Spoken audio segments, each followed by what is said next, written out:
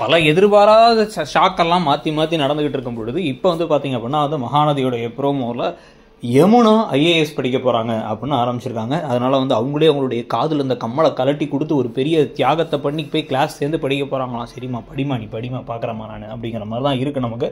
So அந்த track ஒரு பக்கமும், இன்னொரு பக்கம் குமரனும் வந்து அப்படியே கொஞ்சம் கொஞ்சமாக மேலே வந்துகிட்டு இருக்காரு. அவருடைய வாழ்க்கையில் பல ஒளி விளக்குகள் பிரகாசமாக எரிய ஆரம்பிச்சிருச்சு அப்படிங்கிறதுலாம் வந்து நல்லா இருக்கும் பொழுது, இந்த பக்கம் வந்து பார்த்தீங்கன்னா தாந்தரில் மண்ணள்ளி போட்டுக்கிறது எப்படி அப்படிங்கிற விஷயத்தில் விஜயும் காவேரியும் போட்டியில் இருக்காங்க. நான் பண்ணவா நீ பண்ணவா, நான் என் தரல நான் தான் மண்ணள்ளி போடுவேன், இல்லை நான் தான் மண்ணள்ளி போடுவேன், வாழ்க்கையை வந்து அழிச்சுக்கிறதுக்கான வேலைகளில் ஈடுபட்டு இருக்காங்க.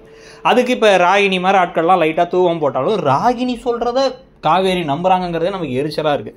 இதில் வெண்ணிலா விஷயத்தில் தெளிவாக வாயை திறந்து பேச வேண்டியதை இன்னும் பேசாமல் தான் இருக்க போகிறார் போல விஜய். சும்மா ரெண்டு பேரும் மாற்றி மாற்றி வாக்குவாதம் பண்ண, மனசை வந்து பேசாமல் இவங்க அப்படியே கடுகடுன்னு விழ, அவர் வந்து இப்போ தான் வந்து சம்மந்தமே இல்லாமல் நான் உன்னை இங்கே நிற்க சொன்னேன், ஏன் அங்கே வந்தேன்னு கேள்வி கேட்கன்னு ஓடிக்கிட்டு இருக்கு. இதுக்கு நடுவில் தான் காவேரி கர்ப்பம் அப்படிங்கிற மாதிரி ஒரு தகவல் வரதுக்கான வாய்ப்புகள் ரொம்ப ஜாஸ்தி. இதுக்கு முன்னாடி நடந்த முதலிரவால் கர்ப்பம்ங்கிறது இவங்க கோவமாக வீட்டை விட்டு வந்ததுக்கப்புறம் தெரிய வர, ஆனால் அந்த சமயத்தில் அந்த விஷயம் இவருக்கு தெரியாமல் இருக்குன்னு சொல்லிட்டு கதை போகவும் வாய்ப்பு இருக்குது.